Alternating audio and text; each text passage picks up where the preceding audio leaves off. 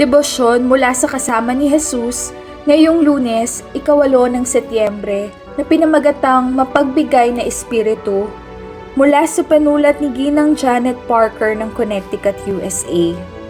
Atin pong basahin ang Lucas Kabanata 6, mga talatang 27 hanggang 38 bilang batayang teksto at batayang refleksyon mula sa Lucas 6:38.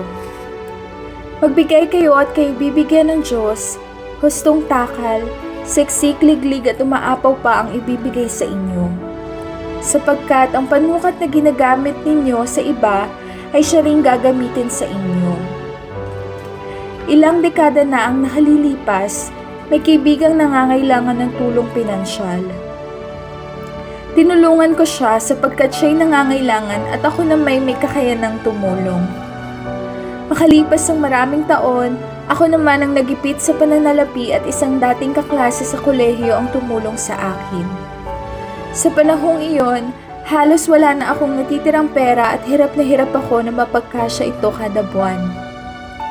Naaalala ko pa na makatanggap ako ng tseke sa Koryo 1 linggo bago ko matanggap ang aking disability benefit. Agad akong pumunta sa bangko upang ito'y ipapalit. Subalit ayon sa patakaran ng bangko, kailangan kong magkaroon ng sapat na pera sa aking account upang matumbasan ang halaga ng tseke at wala ako noon. Marahil ay nakita ng tagapamahala ng bangko ang bigat ng aking kalagayan at ginawa niyang eksepsyon ng aking kaso. Tinanggap at pinapalit niya ang tseke. Nakahinga ako ng maluwag. Hindi naglaon, nagbigay ako ng donasyon sa isang organisasyong Kristiyano, puno ng pasasalamat sa kabutihan ng Diyos at sa mga anghel na kanyang ginamit upang tumulong sa akin. Pinaaalalahanan tayo ng Diyos na magtulungan sa mga pasanin at magmahalan sa isa't isa. Ito ang ginawang ng mabuting Samaritano. Nagpapasalamat ako na naranasan ko ang parehong panig. Ang maging pagpapala sa iba at ang makaranas ng kababaang loob na tumanggap ng tulong. At natutunan ko na ang pagiging mapagbigay ay hindi nasusukat sa halaga ng perang ibinibigay.